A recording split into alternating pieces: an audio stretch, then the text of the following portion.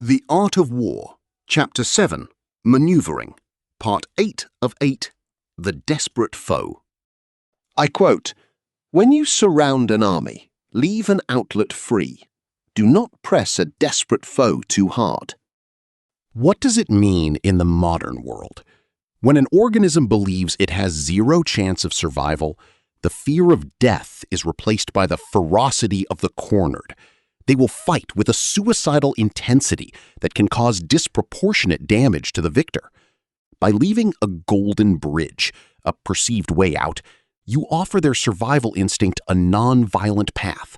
They will choose to flee rather than die, allowing you to defeat them with minimal casualties.